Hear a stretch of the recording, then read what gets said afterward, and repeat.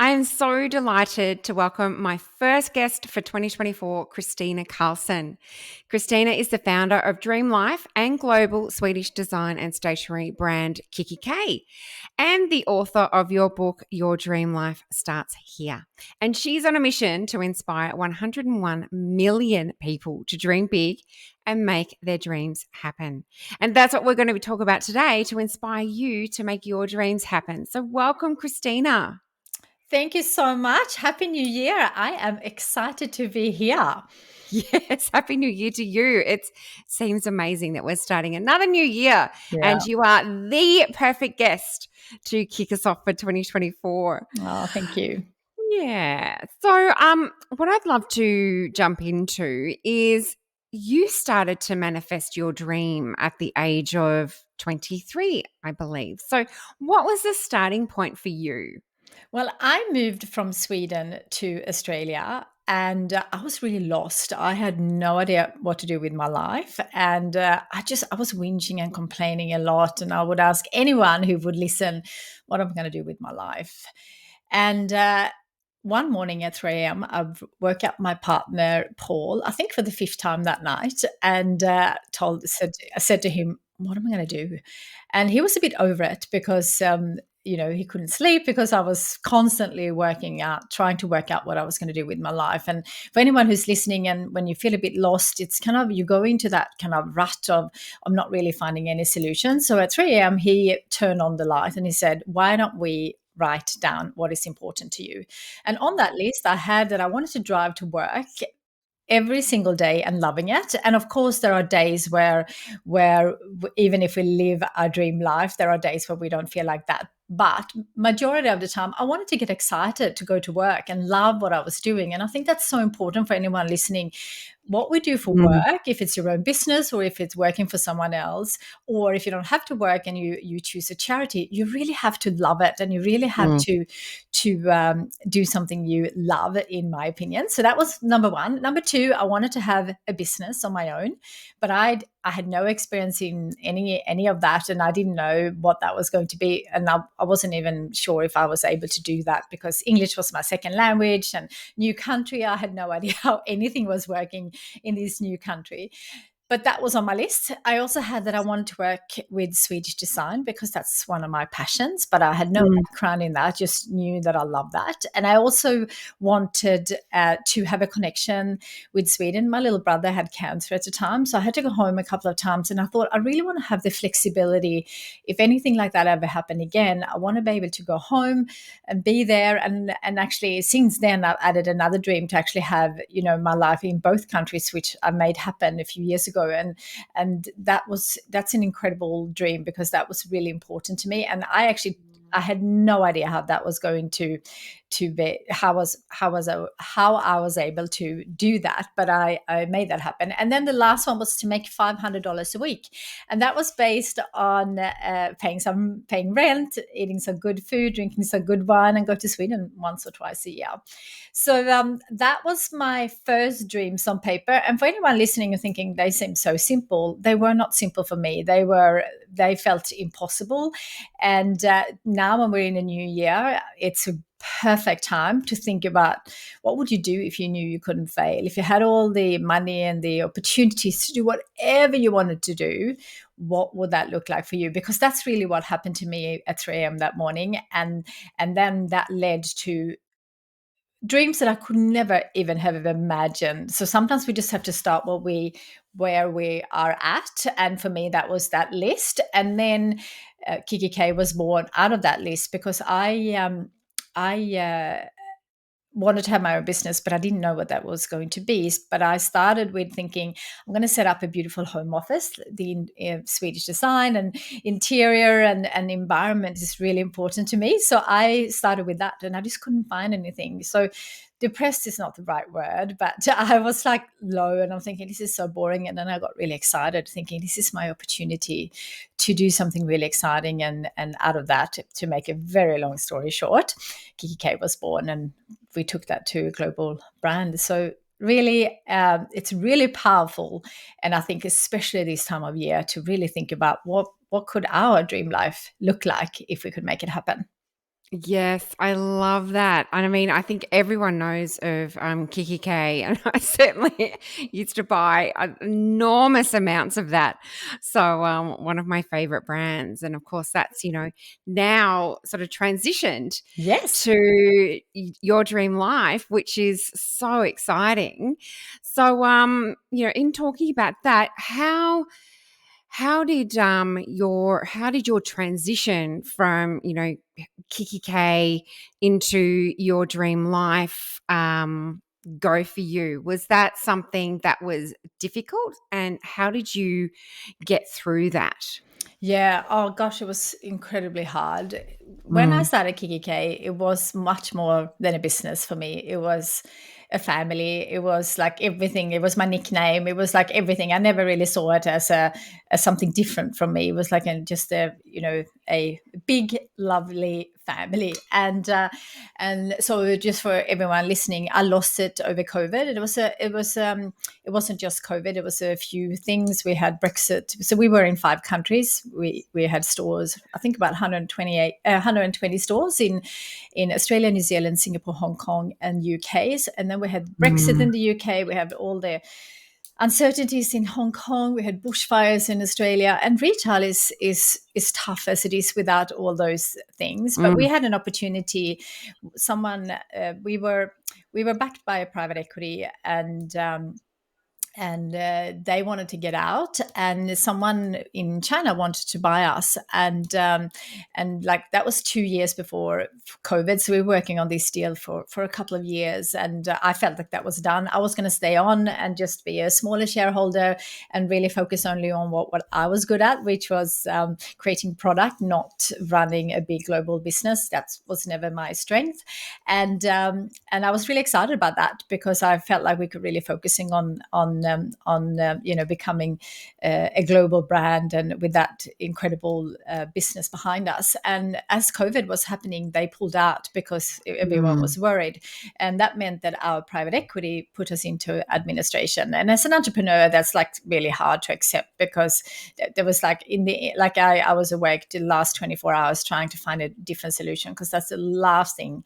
you want to make happen, to mm, something that we worked for over 20 years, and we had so many successes, and ups and downs like every business.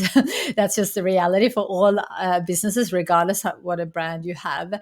And it was a really really tough 2 years, and it was tough for everyone because that was in the middle of COVID. The good thing is that we got picked up by a new business, and I knew that would happen because we had such an amazing brand and a global brand and a globally loved brand. yeah. So we got picked up by an American investor, and that was done over Zoom. Never met them, and it felt like it was a good match. And because of the incredible challenging time here, especially here in Victoria, but Australia wide and globally as well, of course, but perhaps worse here than anywhere else.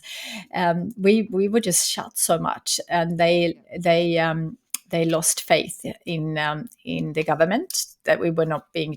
So we worked for another year to kind of get it back up, and that was hard work, and but we were really optimistic and excited, and the excitement of going into US was really exciting, and we were already in US in some ways, but not in the way that we could be. And they lost faith, and they put us into administration for the second time, and that was horrific again. And not because I just felt like I was it was out of my control. I had nothing to do with that, in terms of like making that decision. And made a really quick decision that I am not going to go. Whoever picks us up the next time, though, I'm done. And I already started with lots of side things in terms of I wrote my book during my Kikki K time called Your Dream Life Starts Here. I put that online to do courses. I now have a coaching group that I absolutely love. So I already kind of started building a side business on that anyway, that was really based on my values and my passions and my new dream to inspire 101 million people to write down 3 dreams and go and chase them. So but saying that, that was not an easy. It was an easy decision, but it wasn't an easy time. So over those 2 years, it was really sad. I was angry. All those emotions that I guess everyone can imagine when something like this happens, and then dealing with the media and dealing with all the customers and we had such a big team, and it was just a really challenging time. So how I overcome that are the things that I do in good times and in bad times in terms of how I do my self-care. And it's something, I guess, me being interested in personal growth and personal development and always interested in evolving to the best next version of myself. I do these, when I say every day, of course, I'm human like everyone else. I miss certain days, but very rarely, because it's really part of my life. So the first thing when I feel really average, or and these are tips that are applicable for anyone going through a challenging time. Obviously, not everyone will go through such a public administration Yeah. as I did, but this is tools that I use when I feel down in any area of my life. And the first thing that I do is I always go for a walk. And it seems so simple. A lot of people say, well, that's, everyone can do that. And that is the exact point. Like, often when we're not feeling great, just to take some perspective, go get out in nature. So I live in a city, but I always walk along the water, like the bay here in Melbourne, or in a park. I feel like I need nature. And then when you walk and you move and you get fresh air and you get a bit of a perspective, you just feel so much better. So during the COVID, and when all this was happening, I walked for hours, and Mm. I sometimes didn't come back feeling better, but I never came back feeling worse. And most of the time, it just got me feeling great. And I think sometimes I walked for 2 hours, and I'm like, and I walk a lot. So for anyone who think that's crazy to walk for 2 hours, that was like really normal for me. But you just do whatever is right for you when you start. But I just love walking, and it just sometimes for 2 hours I just wouldn't feel any change, and then something will shift in my thinking. Mm. So walking and being outside, definitely. I have always been well, I say always, but for the last 20 years or so, I've been doing meditation, and meditation, for anyone who feels that that's really difficult, sometimes it's just taking a few deep breaths and stop and kind of rewire, is so helpful. So I Mm. kept meditating, even when often we don't feel like that, because when we are going through a difficult time, we don't want to have those thoughts going around our heads. But I find that if you stick with it and you're focusing on your breath, you kind of rewire that pattern that often goes around and round when we go through a challenging time. My number one tip, outside of the walk, I think is number one, because I think that really, really shifts, but is journaling. So it wouldn't Mm. be any surprise for anyone listening that I love journaling, but I do it in a couple of different ways. The first thing that I do every morning is do 3 pages of morning pages. It's based on a book called The Artist's Way, but you don't have to read the book to get benefit out of this very simple way of journaling. So I do 3 pages journaling in terms of whatever comes out of my mind. So I mix my languages. I speak a couple of different languages, and I never think about the spelling. You could probably never read it again. I never actually save it, but I just get everything out of my head. It's incredibly powerful in terms of getting all the thoughts and all the anger and the sadness and the frustrations and the questions and all the things that goes around in our heads when we go through a challenging time. But what I do, so I don't keep that, because I've been doing this for so long. And I think of all the questions that I got over the years in terms of work-life balance from journalists over the years, they always ask, how did you manage not to get burnt out? Because I worked a lot, and I Yeah. also had 2 young kids, and I traveled a lot. And they always said, how did you manage not to get burnt out? And I always say journaling. And they're like, no, we want the real stuff. And I'm like, no, that is the real stuff, because I never kept things things in my head, I always got it out every morning. And when I say every morning, I do miss some mornings, but very rarely, because I actually feel a bit lost without it. But saying that, for anyone who's not going through a challenging time, I also do this in the good times. So this morning, I actually focused on gratitude, because I just finished 30 days of a specific meditation. It's of Dr. Joe Dispenza's meditation. I decided to do that for 30 days. And so this morning I just woke up thinking, I'm so grateful that I stuck with it, because there were so many days where I could have easily just missed it. So I also journal about the good things. And then journaling in the morning pages is what I do really quickly in the morning. It's something I'm really used to, but I always have another, and I'm going to show you what I have currently. It's a bit messy because I need a new one now for this new year, but it's is this one. So I have a journal next to my morning pages, because I get so many insights, so many ideas, and so many thoughts that I actually want to keep. And I keep that next to me. So all the things that are like thoughts that I don't really want to read again, or there's a problem that I try to solve, I don't need that, but I do need the insights and the good stuff out of that. So that's how I do journaling. So it's walking, meditation, and journaling. And I also feel like perspective was a big part of managing this very difficult time. And there's different opinions about perspective. So I just want to say that, because some people say, well, that doesn't help me at the time. But it really did help me, because I had a friend who passed away a couple of years before COVID in cancer. He was in retail as well, and he was part of my kind of inner circle of business mentors and business people that I often shared, the lessons and the challenges and things that we all have in business. And when he passed away, it was such a shock and such an awful time. And I put his photo on my vision board to always remember just to be grateful to be here. And during this very difficult time, I was thinking he would just be happy to deal with whatever I had to deal with, just to be alive, to be with his kids and his grandkids, etc.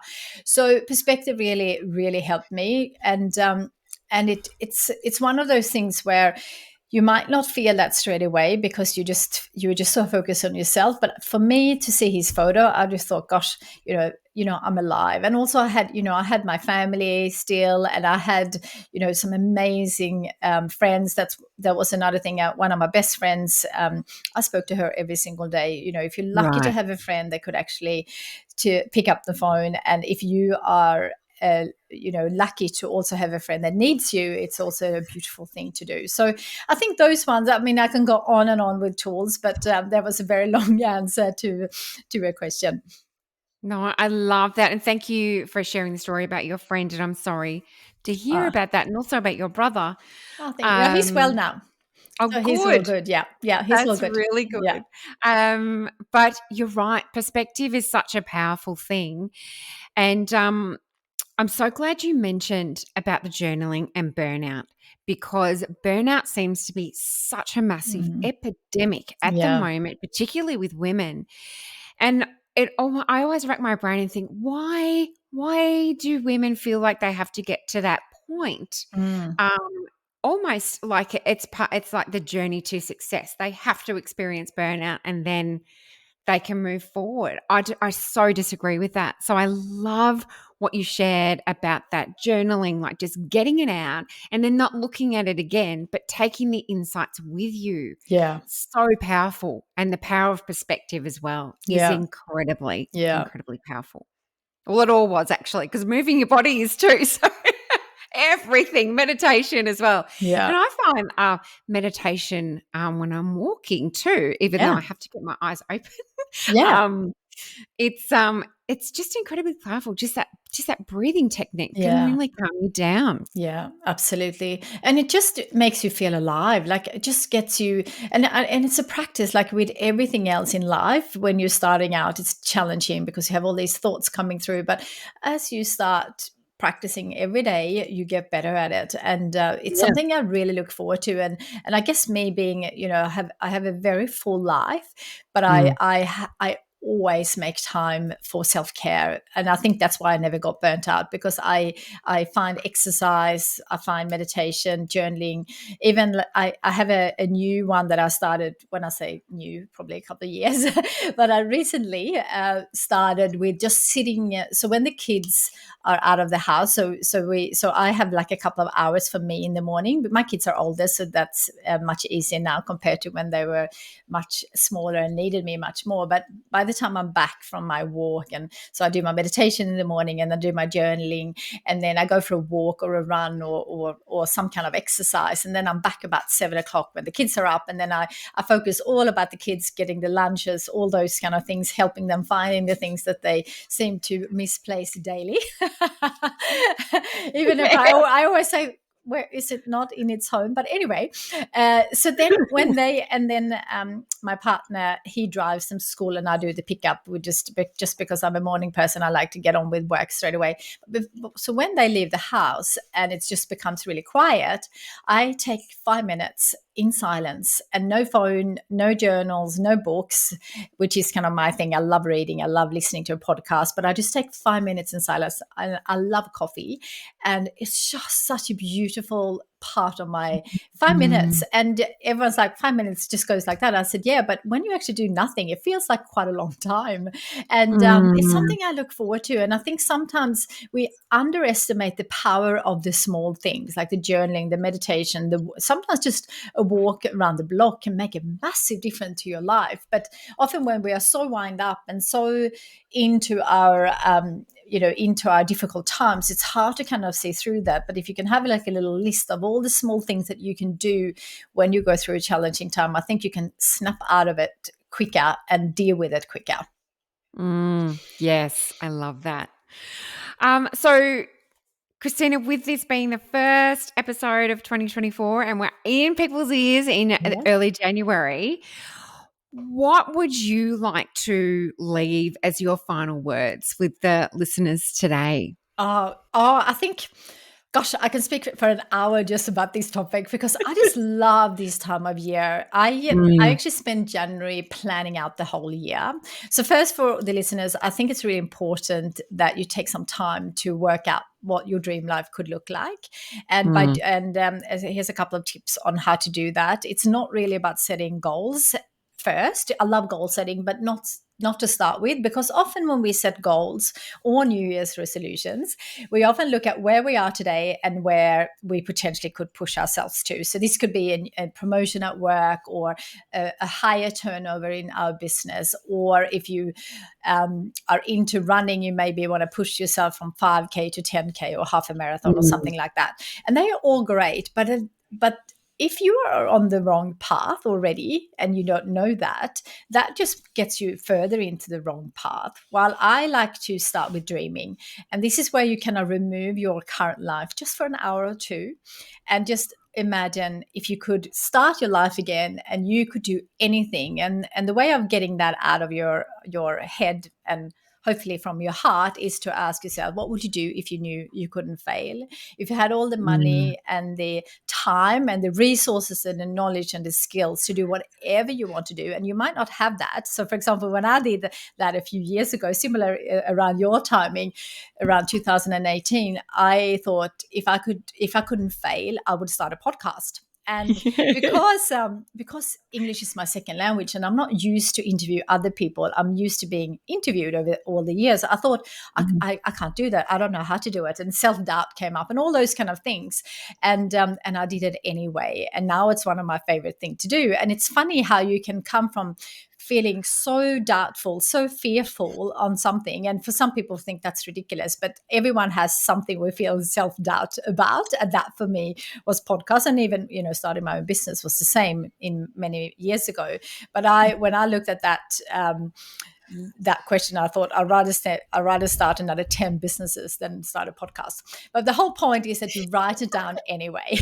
And then you also ask yourself, because I know this is not the case for everyone to have all the energy, because a lot of people might still feel exhausted after 2023 was a tough year for many, many people, not just physically in terms of hard work, but psychologically with all the things that was happening in the world. So I think a lot of people might still feel exhausted, and it's good to take some time out in January to really think about, if you had all the health and the energy to do whatever you want, what would that look like for you? And then you start writing about that and thinking about that. And out of that, you choose 3 dreams. Ideally, you can choose as many as you like, but in my experience, focusing on 3 is a good number. But you choose that, and then you set goals out of that. And planning the year is just so fun. And I take so in my coaching program, I actually do the whole, like I do 5 sessions in January focusing on planning the year, because I feel like that is so important to look at the whole year. But then I actually plan every quarter as if it is a mini year. And that's been so powerful. And I've seen the changes from the people in my coaching program when they shift that, because often we think, oh, we have a whole year. And then all of a sudden it's going to be end of 2024. And we'll be like, oh, I just didn't get it done. So if you focus every quarter, so you start with looking at the whole year, and then you say, okay, Q1, what do I need to do to get to those top 3? And then you look at the changes you made, and some successes, some failures. That's part of everyone's journey.